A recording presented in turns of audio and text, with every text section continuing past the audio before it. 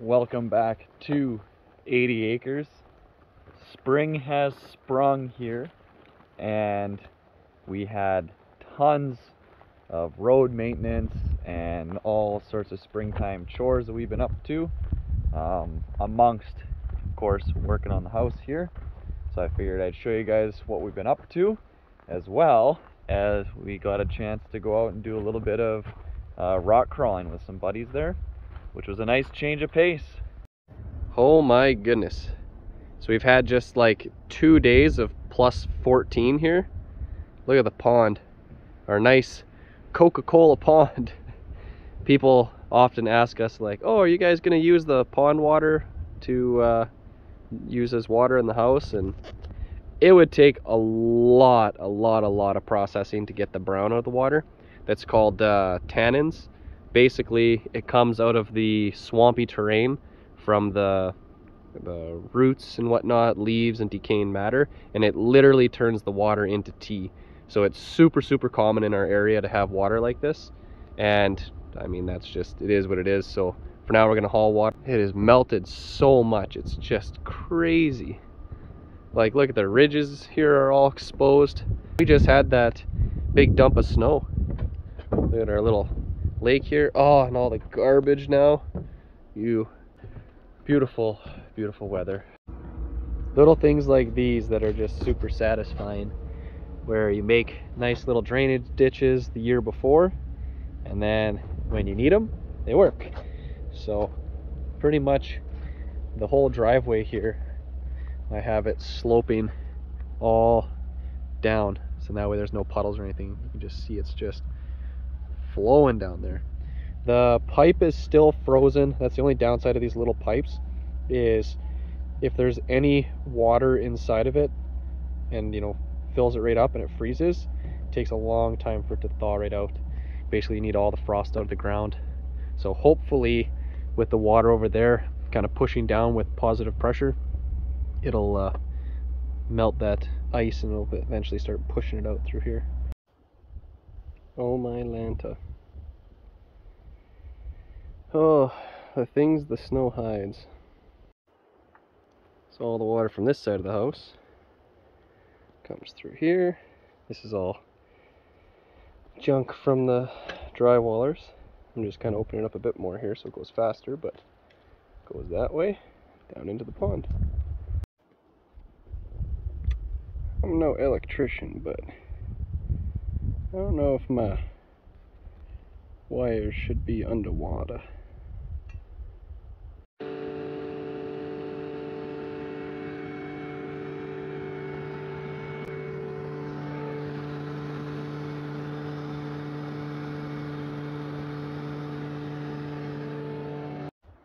Well, leaf blower trick was kind of working, putting some of the warm air down the pipe, but you can see it's all trickling through here from all this, which this is kind of that ditch I dug when we put the tank in, and then the culvert is here.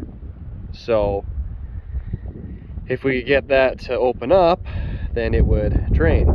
But Wayne actually had a good idea. He said that we should put in a heat trace inside that pipe, which he has an extra one lying around. It's a shorter one, but it should be enough that if we can get it shoved in like halfway through the pipe, then this time next year when it doesn't want to, you know, melt, we can just plug it into an extension cord, force power down it, you know, cook the inside of that pipe enough to get the water trickling through it, then it should just melt itself right out. And yeah, you can see how, you know, we're in a tough situation where all this water comes right through here, goes away from the house, which is nice, but the sewer tank, right, it had to go here. This is the lowest we could possibly get it. If we went any further that way, we went uphill against the bedrock. So of course, if you're at the lowest point, you're going to be where the water is. And it is a direct burial tank. Like, you can bury this. Typically you would have it, you know, right to there underground, and just the black cap, maybe an inch of the white stuff would be showing. But we don't want to fill, you know, from the house. Pretty much we would have to fill all the way to the ridge back there, right up to the boiler, all the way out to the driveway here. We'd have to add in like 50 truckloads of soil and gravel and whatever else, and then we'd have to have grass here or something, which would be a pain. So we're gonna do a little building around this, but we're gonna have to get lumber that's designed to go underground because it's gonna be wet. It's gonna be very, very, very wet. And the boiler is still just sitting there waiting for us. But just look at that. Now the weather's nicer, we can make a plan to get that all done. Actually, we got that 2 sides. And then the whole outside will be finished. We just got some siliconing to do and some sealing stuff up. Nothing crazy. Beautiful weather today. It is April 11th. So April 11th today. Doesn't get better than this. Can you hold this for me, Tegan? Oh wait, that's handy. Sheesh. Little tornado going through here. Windy. Hopefully it doesn't blow all of our garbage away. We're gonna have to do some dump runs pretty soon. But, oh, look at that shadow. Shadow's friendly. So, I always carry in my truck handsaw, because with our driveway having trees everywhere, I figured I'm bound to have a tree on the driveway one of these days. You know, dead tree falls over, something like that. So we got a tree on the driveway. So we got this one fell. Had friend came over today and he actually broke off some branches so he could get in, and then he told me about it. But this tree, yeah, it's dead, but I'm pretty sure it's one of the trees that my dad cut. He's been in here cutting firewood, and I saw this one stuck, actually it was stuck on this poplar, the one that's broken now, and I guess he just left it. Widowmaker. And I saw over the last couple days when we were here, it was leaning, and then it finally falls. So the first tree I have to cut is one that basically my dad put on the road. Thanks, Dad. Getting set up with all the lights now. We got our goofy one there. Wayne's got a temporary one there. He's got a temporary one there. He's got a temporary one, I think, in the bathroom upstairs. He's got this one as a temporary one. He has that one as a temporary one. He has one outside. Where is it? That one is a temporary one. It's got lights all over the place now. Oh, and this one's kind of funny. Wayne brought a microwave. He's just moving in. Your dad is just, Tegan's dad is just moving in already. We haven't even started moving our stuff and he's moving in. He's already got a hook downstairs to hang up his coat. He made a box to put my extra shoes in here. Took the time to cut it out all nice and everything. What was the other thing he did?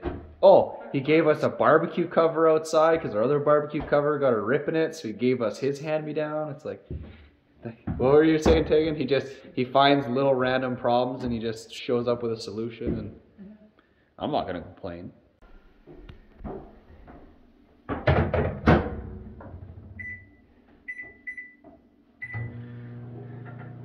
Power of the sun. Never seen this before. So I just stepped on this little cracked spot and it's just water. It's just a sinkhole here, right in the middle of the driveway. I don't even know what the heck. I think it melted so fast. Like, we didn't have much for snow, but my goodness, like I have culverts through the road here, and all the water from pretty much half the property, the stuff that doesn't go in the pond and leave, it all comes to here, and then it has to go way down that way. But the issue is that this is just such a crappy spot to try and drain out. It's basically just swamp. Draining slowly. Well, fast thaw, slow drain. You can see where the issues lie. We need faster drainage here. Look at that. Oh, I can hold the sun right there. This is that creek I was pointing at where all that water drains to. So you can see it's just pretty challenging in here. So it's actually a man-made little dugout from the guy who had the property before me. So you can see this is like a high hump here where he drove his machine, and he just dug a little ditch on this side. But on the other side of this is one of the other ponds on the property. So mainly he just, you know, dug out what he could from the pond, threw it up on here, kept going, and this is all pretty much abandoned.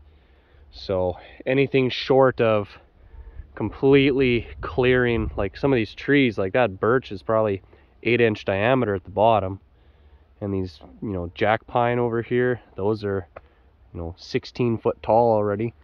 So it would be a lot of work right now to try and open up this road enough to get in here, even with the tractor, to try and dig a lot of this out. And the crummy part with the tractor is, with the backhoe straight behind you, you pretty much would have to park the tractor this way, dig it, throw it to the side, drive ahead, dig it, throw it to the side. You almost need an excavator where you can come in sideways, rotate, reach over and dig, and then you'd be able to do this a lot faster. So maybe that's one of those jobs where either you know, hire it out, or, you know, look into renting a machine for the weekend and just going ham with it and just trying to get everything done in a weekend. But you'd need to do tons of prep work, just cutting trees and stuff out of here. It would be days and days and days and days. If you just cut it and threw it to the side and didn't worry about it, it wouldn't be so bad. But since, you know, we try and keep it looking nice around here, to cut it and then get rid of the branches or burn them and then keep what you can for firewood, and I don't know, that'll be one of those long-term projects. So Tegan probably left an hour ago, and she's probably long gone and, you know, wondering where I ended up. But it's something about springtime at the property here, and just, you know, it's like addicting, right? There's so much to do, there's so much, you know, it's work, but it's kind of fun work, you know, managing the water stuff and digging some stuff out and looking at different trails and seeing what animals have been out, seeing, you know, how everything kind of wintered. And I don't know, there's just something exciting about it. And I get sidetracked and I don't go home sometimes. So I know years ago when I was actually living in the camper for, you know, basically as soon as I could get there in the spring till as late in the fall as I possibly could, I'd live on the property here.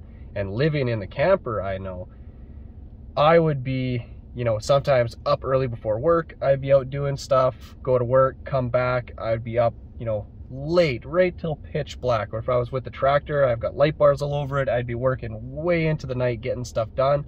Finally, I'd have to like tell myself, okay, I gotta, you know, eat something, go to bed, and, you know, get ready for the next day, because I don't know, I just keep going.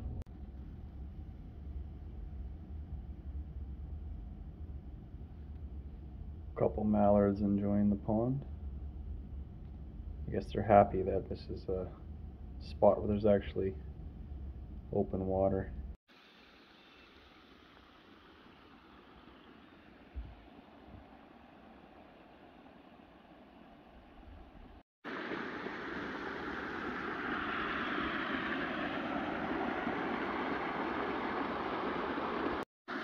A little bit rainy here today, but this is kind of over the hill from where the house is. So this is where the water from the pond by the house ends up draining to.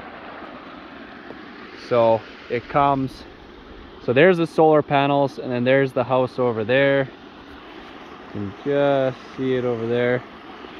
So then the water comes around past that black spruce swamp, and then this is like a creek the whole way through here to this other portion of the pond, and then there's a old dam in here that holds it all back, and then it drains out here and then eventually off the side of the property.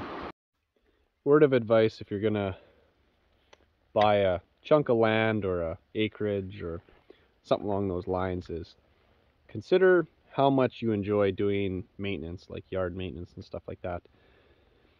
Because there's just always maintenance to do. I mean, if you enjoy doing it, and I mean, it's a workout, and if you look at it as, you know, don't go to the gym, dig some ditches, or cut grass, or move trees, or firewood, or whatever it may be, I mean, that's fine as long as you're good with that. There's no shortage of things to do. I mean, every spring I go around, basically have the shovel in the truck, drive down the roads, find where things need to be kind of dug out, and dig it away, let it drain a bit. And every year it does get better as I get more and more ditches in particular done. Then it's just that much less I have to dig next year. Whew, that's better. Let that drain. So this is a perfect example of how just over the years things do get better with the water drainage. So I've dug a little ditch along here. I have a culvert that comes in through there.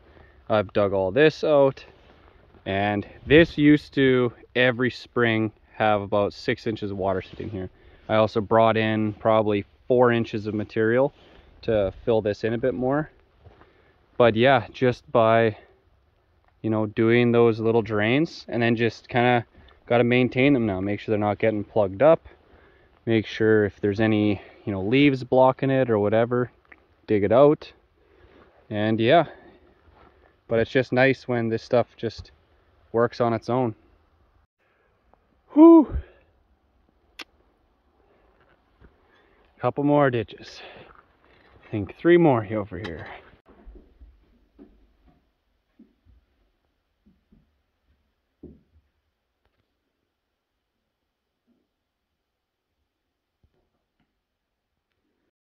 Well, getting a pretty good rain here today, and all the snow that was left melted, and it just hasn't stopped raining. And this is our corner. She has about 2 inches of water in there coming up the drywall. Not good. You can see it's coming all the way through along here from here. So I think this is all from that spot beside the house there that I said was gonna be a problem. We're really gonna have to get one of those concrete saws and cut a bunch of lines in the concrete there, or the bedrock there. So today's lunch is a gourmet selection of salt in the form of crackers and hot rods, which are basically just a greasy mixed meat stick. Mixed being the key word there. Cheese strings. And flaked light tuna. Tomato and onion. Haven't tried the tomato and onion before. It's food. Oh. It is April 20th. And we're getting a full-blown blizzard again here. Come on. I'm sick of the snow. Lovely weather. I don't know, it doesn't really come up on camera, but it's one of those nights where low beams, that's fog lights on and off. High beam is basically blind. She's dumping. So 2 days after it snows, we're back to basically springtime again. I don't know, it's just never a dull moment here. The weather changes by the hour, it seems. So our front door here, we keep having an issue where, I don't know if you can hear it, but it's catching. So I've determined that this piece is actually arcing up, and there's nothing you can really do about it. And then the other thing is the weather stripping on our brand new door. So it's been kind of goofy since the beginning. A bunch of the doors were. So I started looking at them, and it turns out that someone has gone around and tried stapling the weather seal back into the door frame, and like it's just flopping out all over and bent and stuff. And it's this side is the same thing, and I think it's almost every one of our doors in here someone's done that. So we're assuming that at some point during the building process, the doors must have froze shut and they just forced their way in and ripped all the weather seals right off the doors, and then just tried to staple it on. Something wouldn't notice, but here we are fixing that too.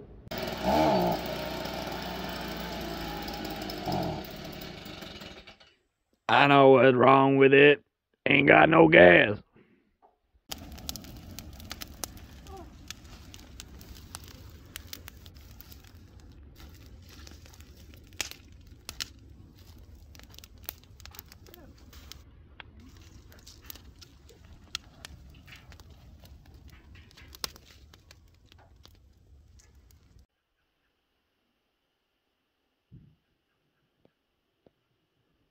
The minnows made it through the winter. There's mud minnows in here. And we're pretty sure red-belly dancers, but we haven't caught any. And then there's got to be some sticklebacks in here too somewhere. But I gotta, once we're living here, I'll throw a minnow trap in off the dock there and see what we got. I still want to try and get some trout in the pond at some point, but really hard to get trout now. Biggest enemy, beavers. Why is this the animal of Canada when everyone hates them? They just cut everything down and make a mess. So Wayne came here today again. He got the doorbell mostly set up. He's got a bunch of the weatherproof boxes. These are what we need in Canada. They are extra duty. So basically, in a place where you can get rain on it, is so you can plug in your extension cord. It's all GFCI protected, and then your cord is supposed to come out the bottom here, and then you can close it, lock it, or whatever, so that the rain can't get on it. Super overkill, super ridiculous, but whatever. It's code. We need them. The other thing he did was down in here. He did a little bit of digging. I'll show you that. So underneath the deck here, so when the solar guys were finished up, they had left us with 2 10-foot long grounding rods, and they ran the grounding wire out, and then I think they just had it attached to the leg for the deck there, which is theoretically pinned into the concrete, into the ground, blah, blah, blah. So what Wayne did was he put inside this little piece of tube here, he ran the wire down, and then he dug a trench for us out in towards the pond, and he said right next to this bush here, he pounded in a 10-foot kind of at an angle towards the pond, and then he ran the wire over here, and then he did the same thing kind of in that direction. So it's 10 feet apart, which is all meets code for where we are. And so I guess the idea is that is just like lightning strike protection and extra protection if the solar overproduces somehow and all the other safeties fail. It can just run extra current out, and then it grounds it and blah, blah, blah. So it just protects the house. So now all the grounding in the house is now actually grounding to the earth. In Europe, they call it the earth wire. Canada, we call it a ground wire. Same type of deal. I think it's the exact same, actually. But yeah, so he got that all done. And to put in the rods, he actually borrowed a special bit that goes in a hammer drill. And it's basically just hammer drill connector end, whatever you want to call it, and then it's just a hollow tube thing, and yeah, you just stick that over the grounding rod, and that's what it's designed for. It's for pushing grounding rods in, and you just set the drill to hammer only mode. And he says, yeah, it just shot it right in. He said one went in a couple feet, hit a rock, he pulled it back out, changed the angle, shot it in, and it was good. So the other one, he said he had no problem, just fired it right in. And we aimed them down towards the pond, so then that way we'll always have that moisture, because you need to have water in the soil content for the grounding rods to work, because water conducts electricity really well, blah, blah, science and stuff. I don't know any of that, but he got that done today too. And a bunch of other stuff. He's just kind of figuring out how he wants to do a few things. Like we still have to do for the backup generator, we still have to run the proper wire for the actual power from the generator to go into the control system and the transfer switch. And we need 6 wires for doing 120 volt, 240 volt into the generator that actually then runs like the battery heaters and the intake heaters and the oil heaters, and the battery charger all runs off of 120 and 240. They have both, which is super annoying. And then there's 2 or 3 control wires that have to go into there too. So it's like a 4 or 6 wire system that we need for that, just coming into the generator from the house to tell it what it needs to do and to make it so it'll actually run. And then when it's running, it shoots power out the other cable back into the house. A lot more complicated than we thought it was going to be, and very, very difficult to actually figure out what you need, because the Generac generator, basically they don't want anyone but a licensed electrician to be putting it in, which Wayne is licensed, but at the same token, they don't really provide a lot of the details on how to install it. They just give you very, very vague instructions on it. And then because we're connecting it into a solar type system, not just an actual typical house, we have all those things too we need to consider. So we've just been kind of scratching our heads trying to figure it out ourselves, but we think we got it now. And Jazzy was here again today, Wayne's dog, and she was just having a blast. She runs down all the trails, and she hates squirrels with a passion, so she's been chasing them around. You can really see the carnage from trying to get that crane truck out of the pond, because he was stuck right in there. So I don't know if I ever really showed that in the video, but that's where he was spinning out. So basically what happened was they had a service truck that went down this instead of taking the driveway around for reasons unknown to us. He got stuck because there's a whole bunch of holes in this road, because it's a trail. It's not a road, it's a trail. Truck got stuck. Instead of getting one of us to pull him out, they drove the crane right in. Well, the crane truck, you can see his tires there, he managed to take it wide enough to come in, pulled the guy out, and when he backed out, he just cut this corner, and he just slid off right into here. So that's where he was at the deepest point, and it just drops off. This is, I mean, I've never been in this pond because it's pretty greasy, but deep. So he just slid right down, and his axle was actually dragging on there. So I dug the tractor bucket in, winched him, broke the winch, blah, blah, blah, blah. But our little deck thing that we had here didn't fare very well. It's all ripped up and bent now.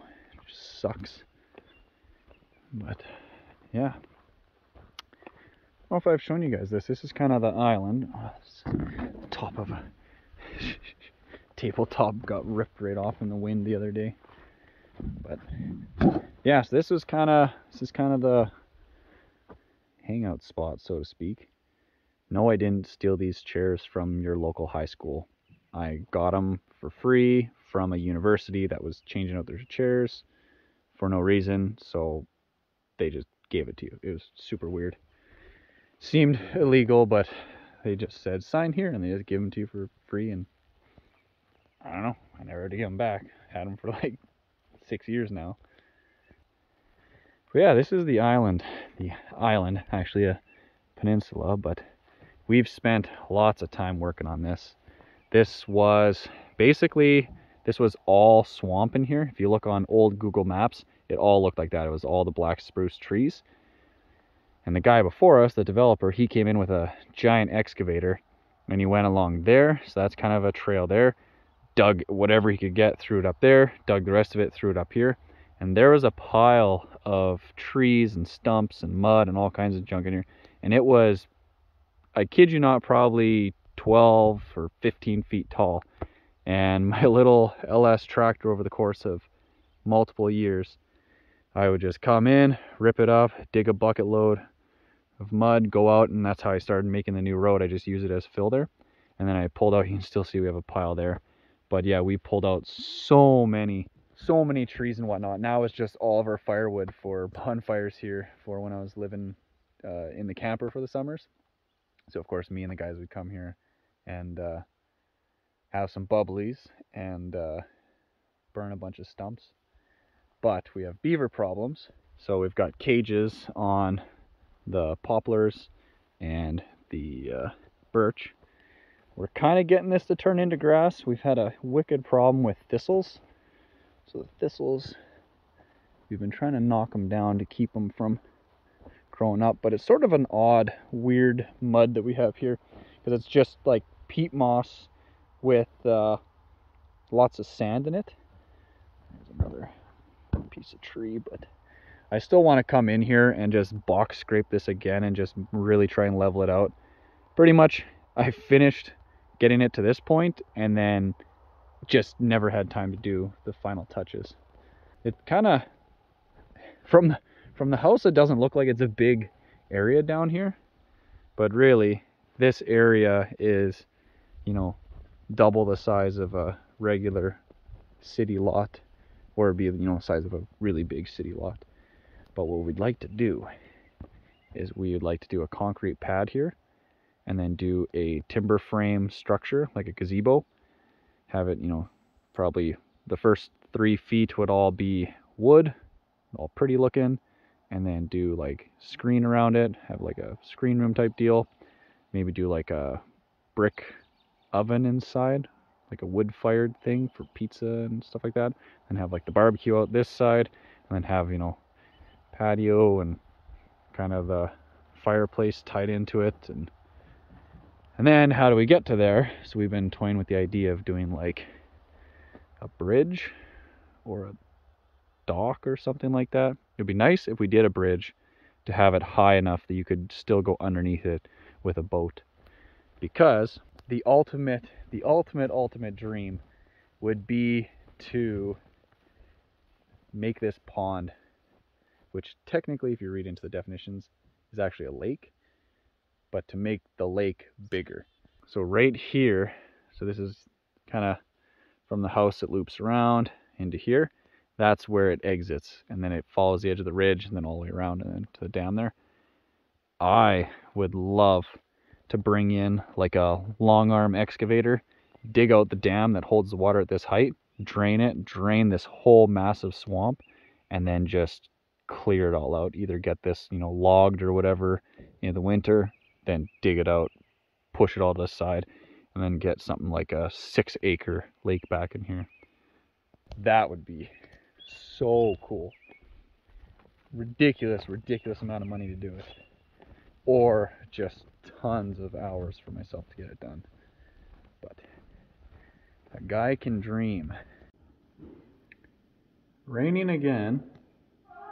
And yet if you look at the weather, it says that we're not supposed to get any rain today. What?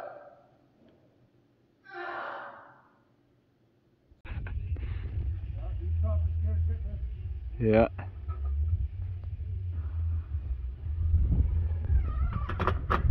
Got the roller, continuous eaves. A little tall, had to go get the tallest ladder they have. So my frozen pipe finally opened up today, and you can just see it was blasting through here once it did drain. And just look at all the rocks and everything it pushed all the way down the hill there.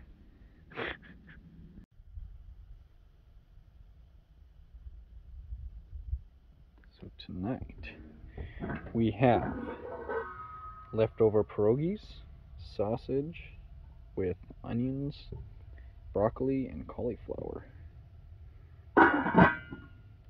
on the barbecue.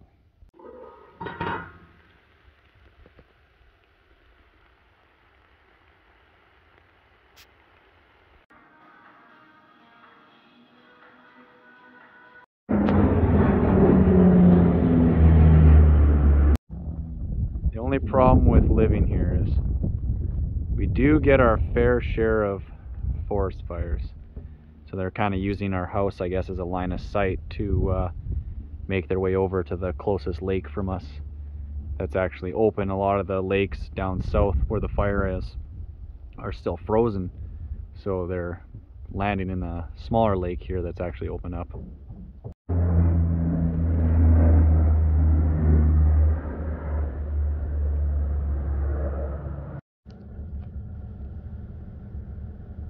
Rough Gross doing his thing, trying to impress me with his tail feathers.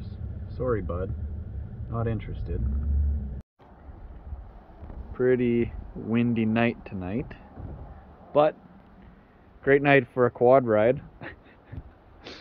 Had to do it at least once. Just right up the ramp, no problem at all. Got the old Kodiak 400 ready to go. Got the mud flaps up out of the way there, so that way they don't get caught. Yeah, she's an old girl, a 2000 with I don't know how many tens of thousands of kilometers on this thing. It only goes to, I think, was it 900 and yeah, it can only go to 999 kilometers, and it's probably gone around like 12 times at least. But still starts easy, runs good.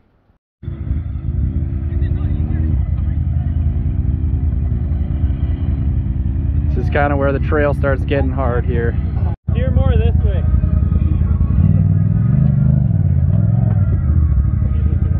Jake's first time out rock crawling. He's got the clutch engagement for the dunes, but not for rock.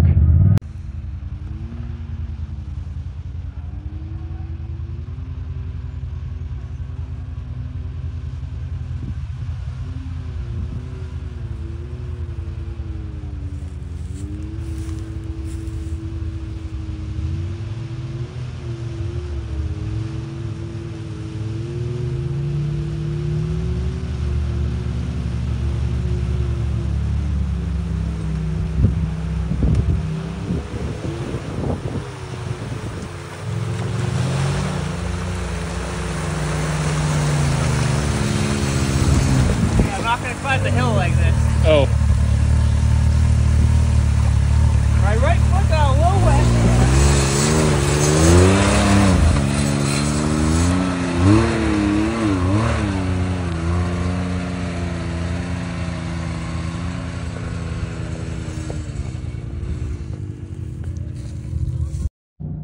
I've never been this far on.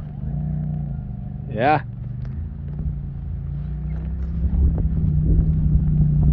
Ducks. Man, this is so low. Beaver Dam collapsed. Holy. Wow, look at the hole. Right there. So that used to be as high as the water line. Crazy.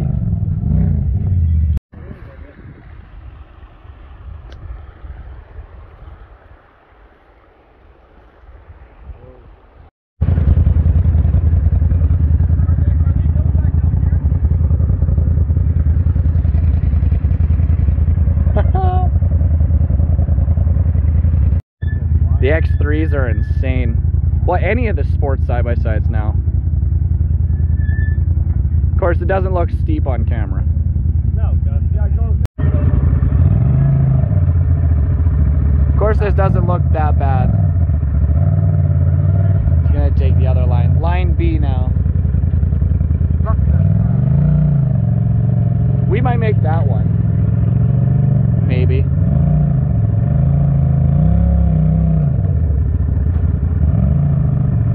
Well, maybe not. They're high centered on the rocks with those.